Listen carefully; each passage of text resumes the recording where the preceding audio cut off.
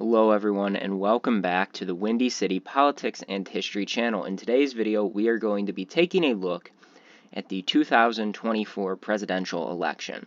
So regardless of who the Republican nominee ends up being, on the Democratic side the presumptive nominee is President Joe Biden, but regardless of who the Republican nominee ends up being, whether it's Donald Trump, Ron DeSantis, or a minor candidate, we are going to be taking a look at how each state is likely going to vote. So we're going to be taking a look at the Republican states, and we're going to have safe, likely, and leans, and we're going to be doing the same with the Democratic states, and then for any tilt states, we're just going to call those swing states. So starting off with the safe Democratic states, you have California, Oregon, Washington, Hawaii. I would even throw Colorado in this category now, especially considering Joe Biden improved on Hillary Clinton's margin of victory in Colorado by 8 percentage points from 2016 to 2020.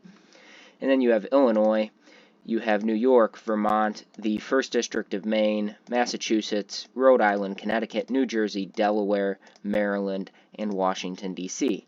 And now, moving over to the Republican side, you have Utah, Idaho, Montana, Wyoming, Nebraska's at-large electoral votes and its 1st and 3rd congressional district electoral votes, South and North Dakota, Kansas, Oklahoma, Arkansas, Louisiana, Mississippi, Alabama, Tennessee, Kentucky, West Virginia, Indiana, Missouri, and that is it.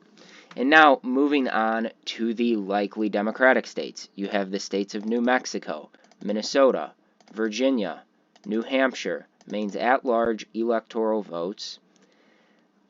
And now moving on to the likely Republican states. You have Texas, Alaska, South Carolina, Florida, Iowa, and Ohio, as well as Maine's 2nd congressional district.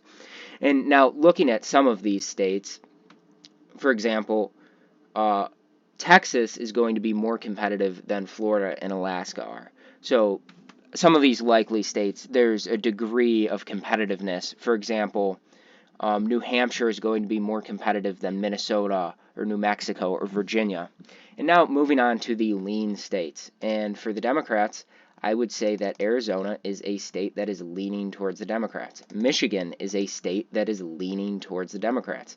Nebraska's 2nd congressional district is a district, an electoral vote, that is leaning towards the Democrats. And the reason why I throw Michigan and Arizona in there, and one, Michigan has been trending towards the Democrats. It went Republican in 2016, then it went back towards the Democratic Party, and Joe Biden won there by around 2 points. However, the Michigan GOP is now in disarray. They have an election denier as their state party chair, so I don't really see Michigan as the best opportunity for Republicans in 2024. And then Arizona, regardless of who wins the Republican nomination, Arizona voted against Trump in 2020, and DeSantis is running to the right of Trump, so DeSantis would not be able to win back the voters that Donald Trump lost in Arizona. So that's why Arizona is leaning Democratic. And now the remaining 5 states are going to be swing states, and those are the states of Nevada,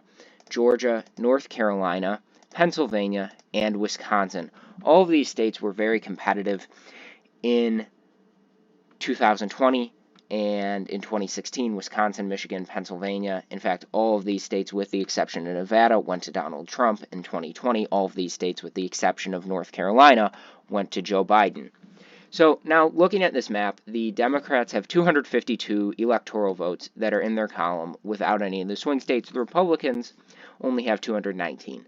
So looking at the way could play out, this is a favorable map for the Democratic Party. And there are 2 reasons for that. I don't think Trump could win Arizona, Georgia, or Nevada because of the independent voters there who would vote against him. I don't think DeSantis could win Wisconsin, Michigan, or Pennsylvania because he does not have the same populist appeal that Donald Trump does. I even think that if DeSantis is the Republican nominee, Ohio could be more competitive. So looking at this is a map that favors the Democratic Party. And this is a map that if you're a member of the Democratic Party, if you're working on a campaign, if you're supporting Joe Biden, you're looking at this map and you're thinking this is very good, because it is. because all Joe Biden needs to do is win Pennsylvania. Pennsylvania is a must-win for the Republicans in 2024 if they want any shot of taking back the White House.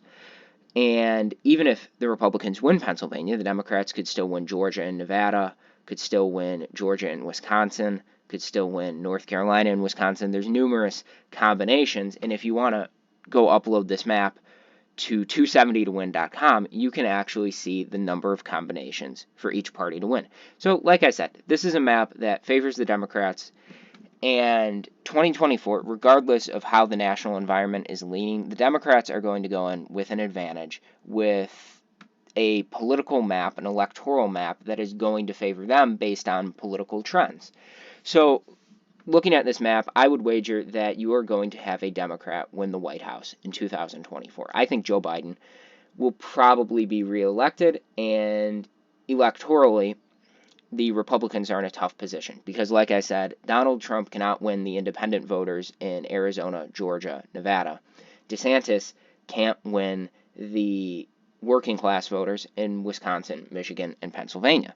So the Republicans are in kind of a predicament where some of the minor candidates, for example, Nikki Haley or Tim Scott, could potentially win over some of those independent voters, as well as some of the working class voters in the Rust Belt. However, they are trailing significantly in the Republican Party primary polls. So, looking at the map, all in all, I would say it's a Democratic-leaning map in 2024.